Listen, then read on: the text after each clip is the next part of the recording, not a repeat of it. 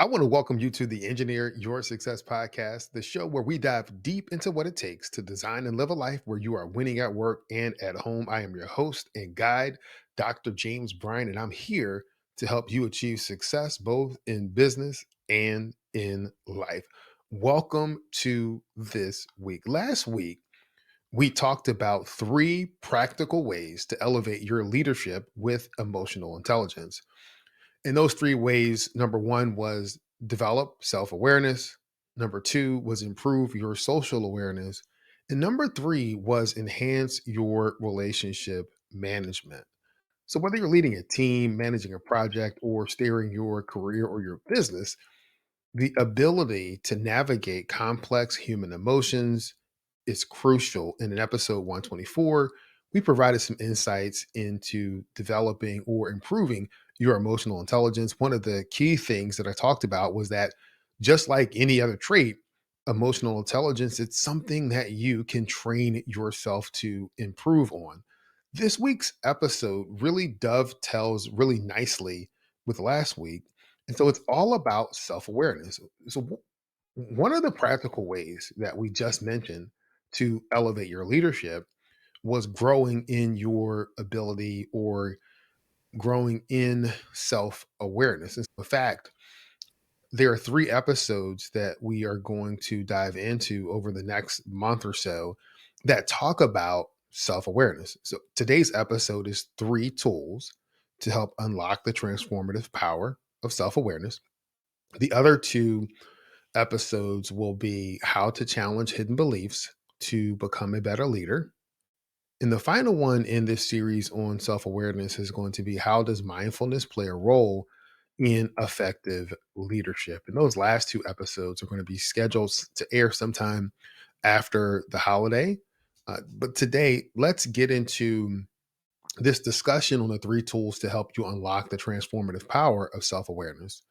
Before we get into defining the three tools, I thought it would be useful to provide a common definition for self awareness. Self awareness is the ability to focus on and understand yourself, including your thoughts, feelings, emotions, motivations, behaviors, and impact on others. And so it involves observing these different aspects of yourself without judgment, and then developing insights into their underlying causes or patterns. Another definition could be conscious knowledge of one's own character, feelings, motives, and desires. There are some key components when it comes to self awareness. And I think really all three are needed. And that's one is internal awareness. This involves paying attention to your inner world, including your thoughts, your feelings, your physical sensation. It also includes recognizing your strengths, weaknesses, values, and yes, your biases.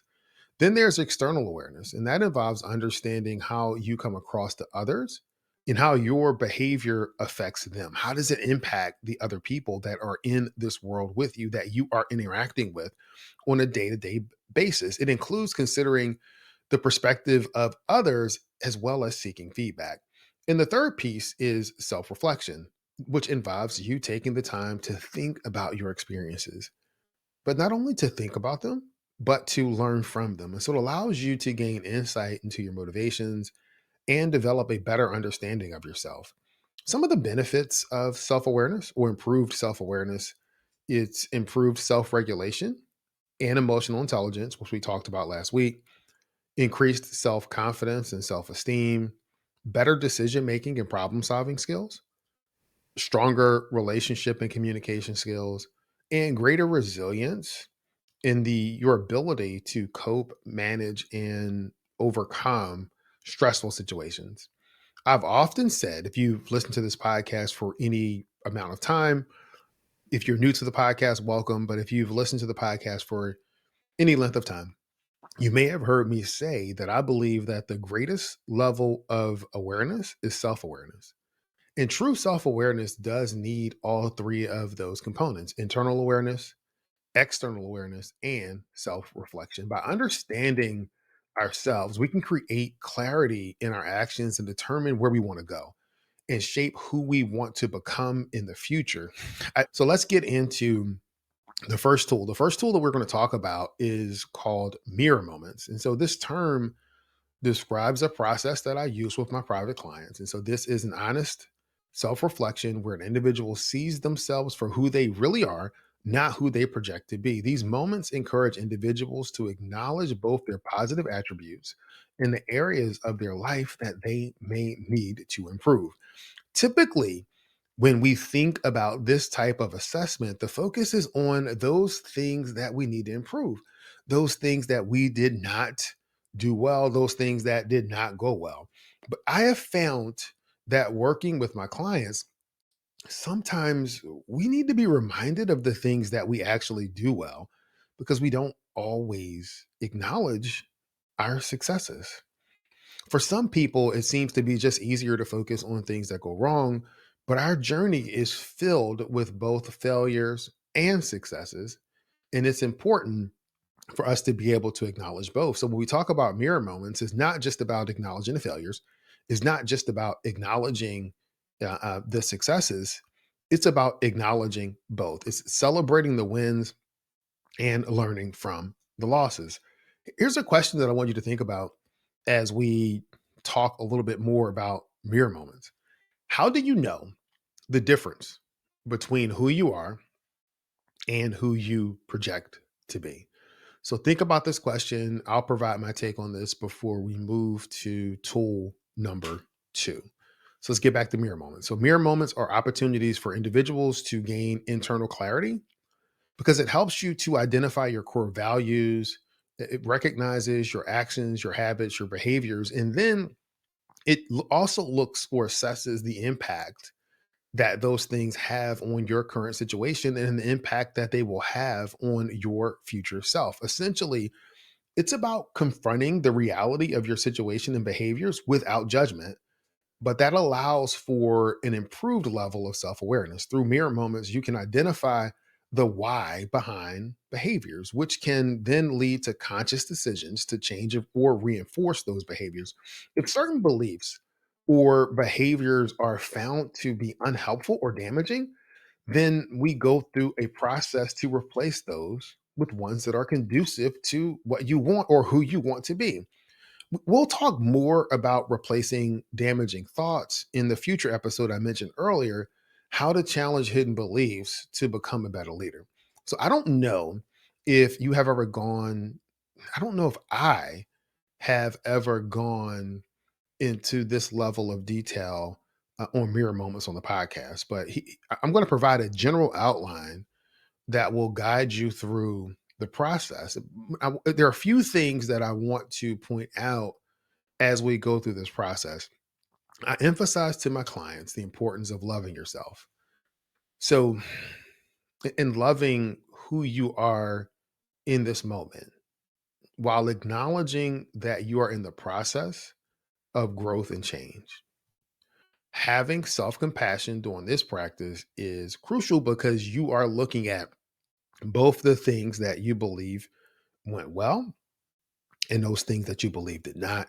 And there is this opportunity to be super critical and judgmental of ourselves, opening up that inner critic that begins to kind of beat us down. The purpose of this exercise is not to beat you down, but it's to equip you with the tools and the information that you need to be able to move forward. So, step number one in the outline is set aside some time for reflection. Allocate a quiet time and space where you can be undisturbed and focus on the task. This is critical for engaging in deep reflection without those external pressures or distractions. Yes, this means turn off the notifications on your computer and your phone. You may need to engage the people that are in your house, your spouse, your kids, if they're old enough to have that conversation and say, hey, I'm going to need some space to be able to go through this process. But it's really important that you remove those distractions so that you can be honest with yourself. Step number two is just do some brainstorming. So begin by writing down everything that makes you you. This includes your strengths, your achievements, areas where people rely on you, and also the parts of yourself that you might want to improve, the parts of yourself that you're like, I think I need to work on this. List it all out. Again, no judgment, but list it out. Then, step three, what you want to do is an honest self assessment. So, you want to look at yourself objectively, assess your habits, your behaviors, and your traits, and acknowledge not only the positive aspects of yourself, but also those areas where you fall short. Step number four is identifying the impact. So, you want to consider your habits and behaviors that impact your current life and how they may affect your future. This could involve examining the alignment between your actions and your core values and whether your current behaviors support your long term goals. So after you've done this, and we go through a process where we say, think about all of who you are. All right, now let's move to the next stage. If you could only take 10 of the 20 things that you've listed that make you you, what would those 10 things be? And we continue this process until we get to the core of who you are, not who you project to be.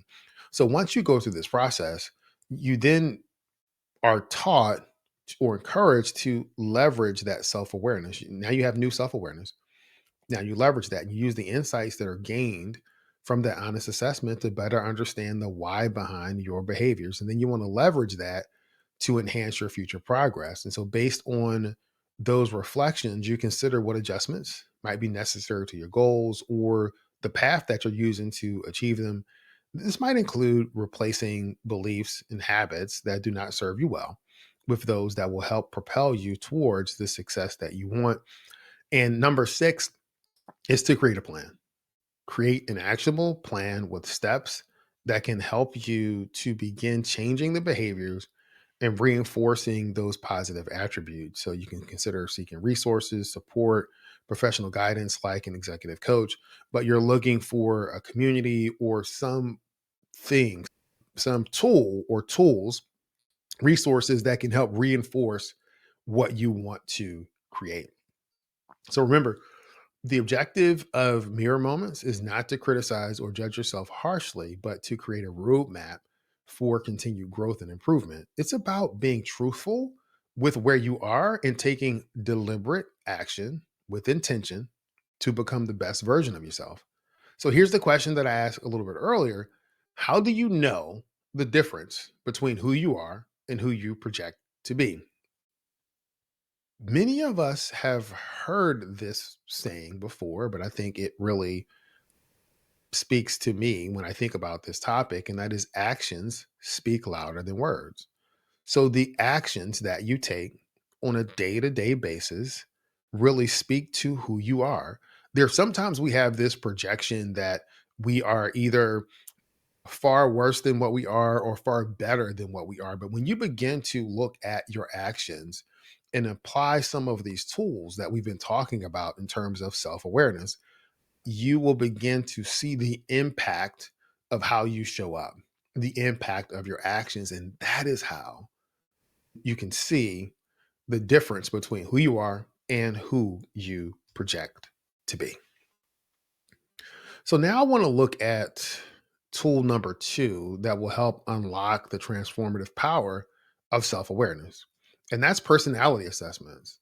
There are several assessments that are available to look at different aspects of your personality, your strengths, or in general how you're wired. You have Gallup Strengths, formerly Strength Finders, you have Enneagram, Myers Briggs, you have Kobe, you have DISC, you have VIA Strengths. They're all of these tools that are out here, assessments that you can use to provide some level of insight into who you are, how you operate.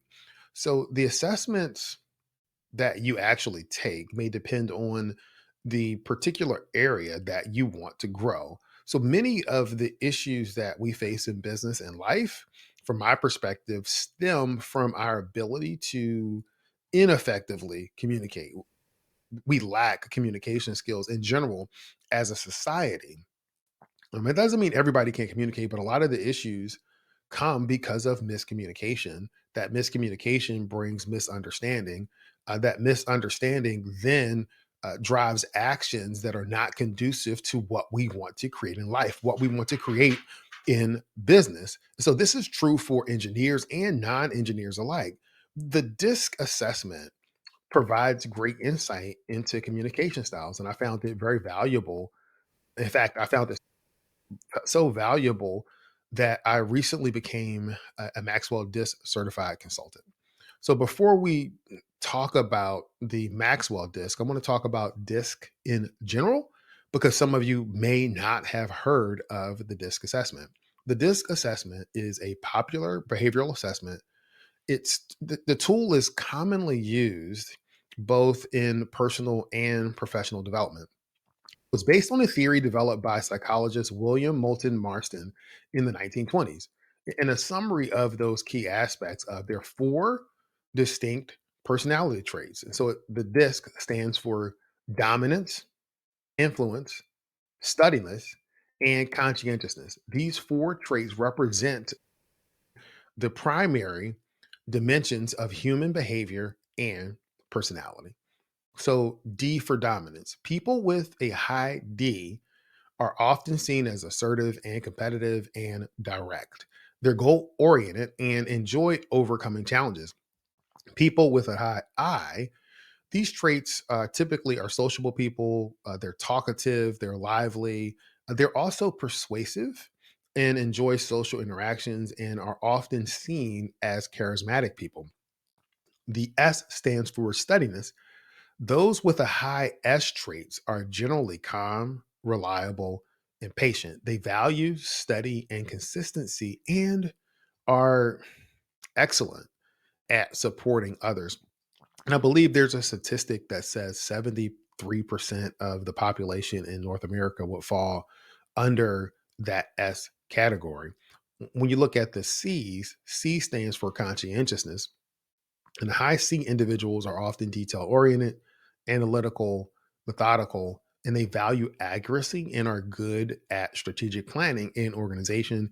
And then many of the typical engineers that I know fall into that C category. The primary goal of DISC assessments is to help individuals understand their own behavior, learn how to adapt their style to different situations, and improve communication and interaction to others. One important thing to note about DISC is that it does not label a style as good or bad. So each style has its own strengths and challenges. The assessment focuses on understanding and leveraging these traits effectively. So in essence, the DISC assessment is a valuable tool for understanding human behavior, improving communication, and fostering better personal and professional relationships. And it serves as a foundation for many different tailored versions of the assessment, such as the Maxwell DISC assessment, which applies the DISC principles specifically to the leadership concept. So, the Maxwell DISC assessment, we're going to talk about that now. It was developed in conjunction with John C. Maxwell. It's a behavioral analysis tool that offers a few unique benefits. One, it's leadership focused. This version really places a strong emphasis on leadership. It provides insights into how an individual's DISC profile influences their leadership style, decision making, and ability to lead teams. There's also a huge emphasis on personal growth. The assessment is not just designed to categorize the personality types, but to foster personal growth. And so it offers actionable advice and strategies for individuals to develop their strengths and to address areas for improvement, particularly in their leadership roles. And a lot of that has to do with the ability to effectively communicate and lead people. The assessment provides personalized action plans, helping individuals to leverage their unique strengths in their personal and professional lives. And so this aspect is particularly useful for those that are seeking to enhance their ability to lead or enhance their team dynamics. One of the cool things about the assessment is that you can do a team report, and when you do a team report, you're able to identify the different personality or communication types in the team. And it provides you with some actionable suggestions, tips, and do's and don'ts to help you better communicate with your team members. There's also a tool called the Power Disc that assesses your strengths And it looks at it in these few different areas: influencing, directing, processing, detailing, persisting, creating, and relating. So, the question that you may have, or the question that I had or had to think about, was how does the Maxwell DISC assessment help you win at work and at home? It provides three graphs for better understanding and clarity of who you are: your public self, which is called the mask; your private self, which is called the core. That's how you respond under pressure or stress; and the perceived self, the mirror. How do you see yourself? It really offers you a well rounded perspective. The report is going to confirm many things that you already know, but there are going to be some things that the word choices that the report uses that you're not going to agree with. You're going to be like, I don't behave that way under pressure. I wouldn't define my way that way. But listen, when you take the assessment, it's okay if you have that response and reaction. But here's the thing: overall, the report does a really good job of assessing your communication style and putting you on the path and equipping you with the tools that you need to be able to effectively communicate and lead others that are in your world. So, whether you're a business owner, whether you are leading a team, whether you're home and you're thinking about how do I best communicate with my family? How can I better communicate with my spouse? How can I better communicate with my children? When you begin to understand the do's and don'ts to the different types of communication styles, it will help improve your ability to effectively communicate greatly. And if you improve in your ability to effectively communicate, then you're going to improve in your ability to win at work and at home. There is a link in the show notes that you can use if you want to take the DISC assessment. The last tool that I want to explore, to me, is one of the most crucial and often overlooked. We know that we have to lead ourselves first. And one difference between so leaders and great leaders is this one thing to me. There may be other differences, but this is one thing that I've seen just in terms of in my own life and in the observation of others, is that great leaders know how to practice self compassion. We talked about the power of mirror moments for gaining clarity and then the communication impact of using the DISC assessment. But when we look to address the other sides of leadership, maybe the more emotional side of leadership, here's the thing. In our pursuit of excellence, we push ourselves, we set high standards, and yes, we do fall short at times. And I am here to let you know that's okay. It's okay if you fall short. It is expected, and we're human. And yes, engineers are people too. Bankers are people too. Insurance brokers are people too. We are all people, so we are all human. Now, some of the people that are high achievers are going to say, what do you mean? It's expected for us to fall short. This is not acceptable. I am not saying that you plan to fail. I am not saying that you plan to fall short. No, you plan to succeed. And then you take the actions that you believe that's going to help you to succeed. The issue becomes in how we treat ourselves if we fall short. How do you respond? How do you respond when you fall short?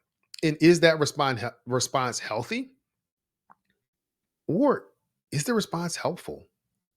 So this is where self-compassion, our third tool, comes into play, softening that inner critic that can often lead to self-doubt. Self-reflection isn't solely about recognizing where we need to improve or even what we did well. It's also about recognizing our journey and the efforts that we put in and treating ourselves with the same kindness we would offer a trusted friend. In my conversations about leadership, I've always maintained that having a positive and forgiving mindset is just, it isn't just good for the soul.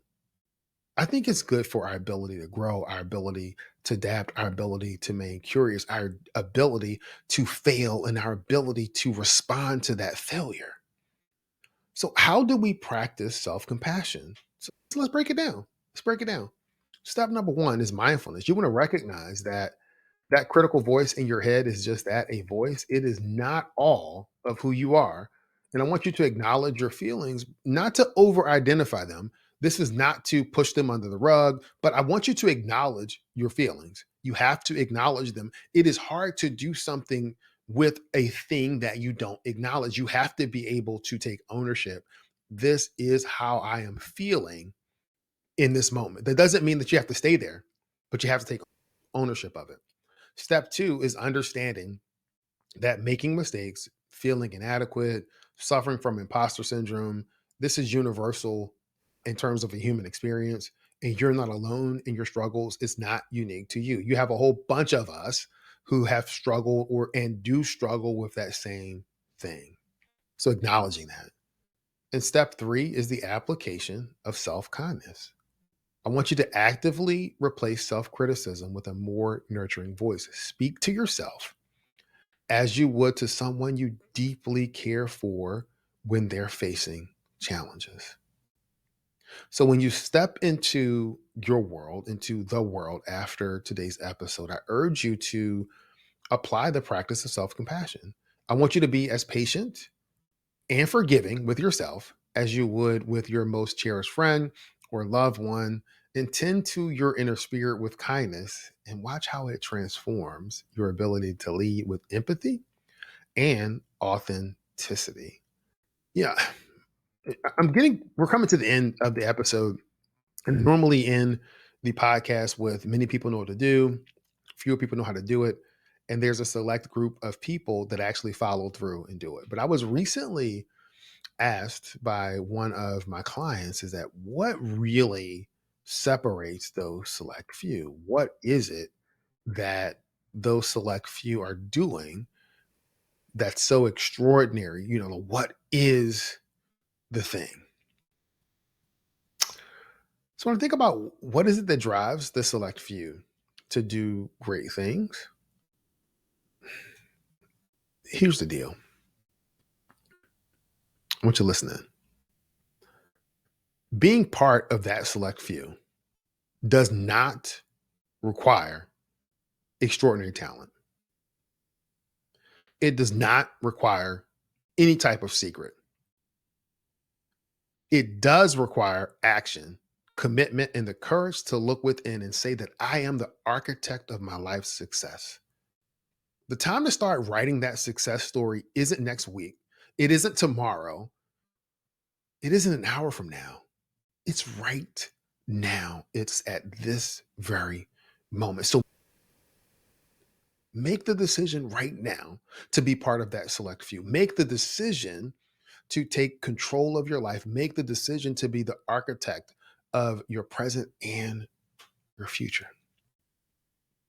So take these tools that we talk about on the podcast and be relentless, be reflective, and be self compassionate.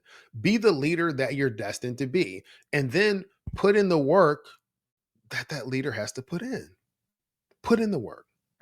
Put in the work. All right. I want to thank you for sharing this time with me. I am your host and guide to winning at work and at home, Dr. James Bryant. Listen, keep pushing, keep striving, and let's engineer our success together. And I want you to make it a great week and have an even greater month. I want you to make it a great day and have even a greater week ahead. Many people know what to do, fewer people know how to do it. And there's a select group of people that follow through, do it, and they are living the life of their dreams. Take action, take ownership, and become part of that select few. Thanks.